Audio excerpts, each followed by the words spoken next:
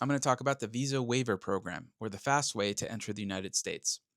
So, the Visa Waiver Program started in 1986. It was a way to have good diplomatic relations with a lot of rich countries and also to speed things up at the embassy level or at the consul level when people were applying for tourist visas.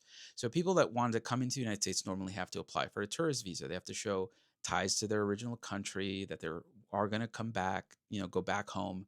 And also, they have enough money to pay for their time in the United States. If they're going to Disneyland, they have to show that they can pay for Disneyland and the hotels and everything like that. But if you're a member of the Visa Waiver Program countries, you don't have to show any of that. You just have to show that you are a national of that country and pass a security screening, which is the ESTA process, which we'll talk about in a bit. So the way it works is if a country has less than 3% disapproval rates of their tourist visa applicants or all non-immigrant visa applicants actually. So all your nationals, if you're all your nationals are applying at the consulate for visas and more than 3% of them are being denied for whatever reason, they don't qualify. But if less than 3% are being denied, then they might qualify. At which point the Department of State and the Department of Homeland Security kind of talk together. And ultimately, at the end, the Department of Homeland Security, the secretary, makes the final decision as to whether you're going to include the country nationals from that country into the visa waiver program. Currently, there's about 42 countries. The first country to enter was England, and I think it was Japan that came pretty close there.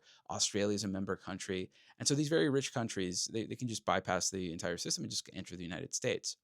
Now, just because they can enter the United States doesn't mean that they don't have to be screened. That's the ESTA process. So ESTA is this online application. It's not very expensive. I think it's like $14 last I checked. But you just apply online and it'll screen you beforehand so that you can enter the United States. So nowadays, the Trump administration has made it just a little bit harder for the screening. Now you have to actually include your social media handles into the ESTA application so they can check as to your social media posts. But it's still relatively simple and inexpensive, and it's much, much cheaper and faster than actually requesting a tourist visa, which again, most countries have to do if you're not part of the 42 countries. Now, once you're in the group of visa waiver programs, it doesn't mean you're there forever. Some country nationals or some countries end up getting kicked off of the visa waiver program.